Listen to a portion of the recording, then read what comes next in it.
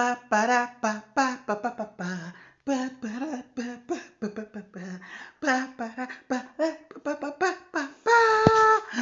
produção é o seguinte, sejam bem-vindos novamente ao canal Cristão Geek. Sou o Vando Moura e olha isso que eu acabei de receber.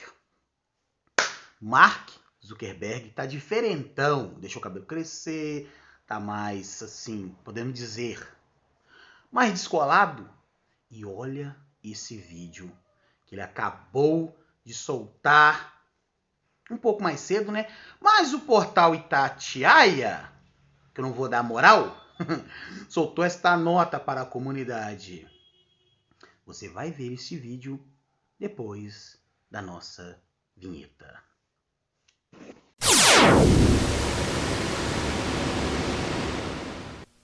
Hey everyone, I want to talk about something important today, because it's time to get back to our roots around free expression on Facebook and Instagram.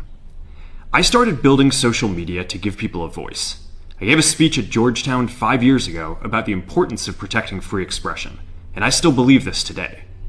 But a lot has happened over the last several years. There's been widespread debate about potential harms from online content. Governments and legacy media have pushed to censor more and more. A lot of this is clearly political, but there's also a lot of legitimately bad stuff out there. Drugs, terrorism, child exploitation. These are things that we take very seriously, and I want to make sure that we handle responsibly. So we built a lot of complex systems to moderate content. But the problem with complex systems is they make mistakes. Even if they accidentally censor just 1% of posts, that's millions of people. And we've reached a point where it's just too many mistakes and too much censorship. The recent elections also feel like a cultural tipping point towards once again prioritizing speech.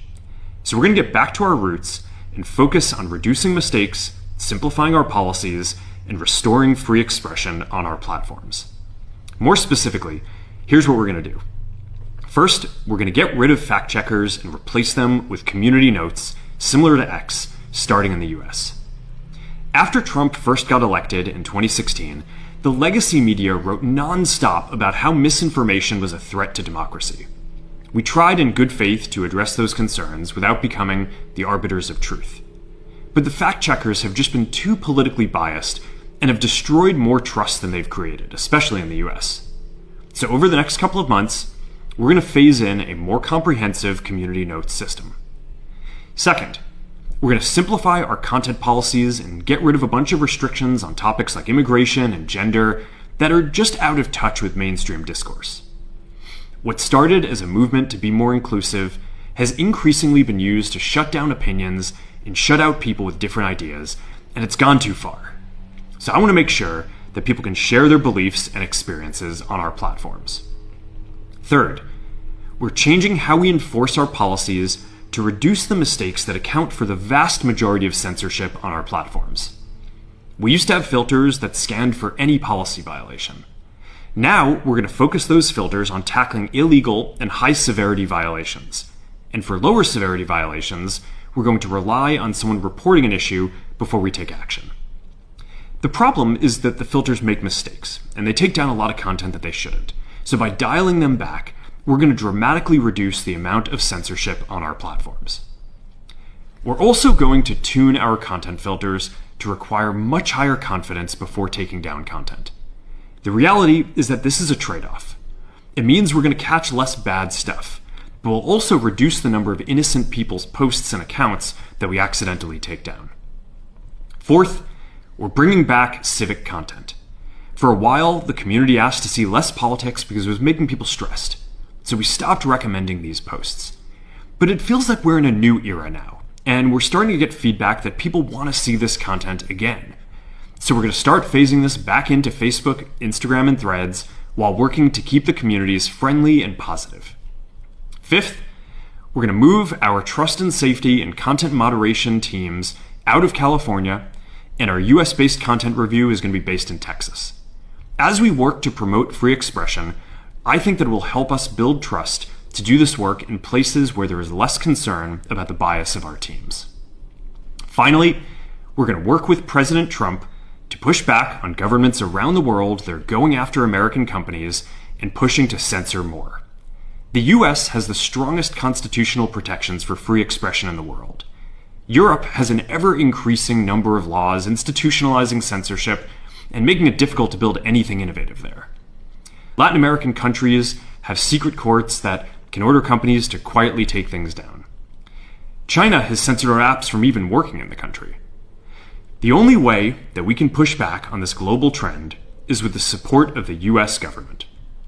And that's why it's been so difficult over the past 4 years when even the US government has pushed for censorship. By going after us and other American companies, it has emboldened other governments to go even further. But now we have the opportunity to restore free expression, and I am excited to take it. It'll take time to get this right, and these are complex systems. They're never going to be perfect. There's also a lot of illegal stuff that we still need to work very hard to remove. But the bottom line is that after years of having our content moderation work focus primarily on removing content, it is time to focus on reducing mistakes, simplifying our systems, and getting back to our roots about giving people voice. I'm looking forward to this next chapter. Stay good out there, and more to come soon. E esse aí, meu querido e minha querida, é o pronunciamento do nosso menino Zuckerberg, dono do Insta, dono do Face e dono do Zap Zap. O efeito Trump chegou, mas chegou, ó, chegou com força. Isso é bom? Que a lacroladinha, ó, vão acordar. Chega, né? Já deu pra vocês. Já era. Tá igual o nosso galo Zé aqui, ó. Vocês que ficam lacrando, chega. Se o cara que é dono de 3 redes sociais, que são as 3 maiores do mundo, juntas, tá imitando o exemplo do nosso querido Elon Musk, quer dizer então que os dias da Lacrolândia estão chegando ao fim. Um abraço, fiquem todos com Deus, um beijo no coração de todos, não se esqueça de fazer o triplo C, que é curta, comenta e compartilha, e até o próximo vídeo. Valeu! God above and man below. In this world we reap what we sow. With open eyes I see the full truth and love the only. Let what's right and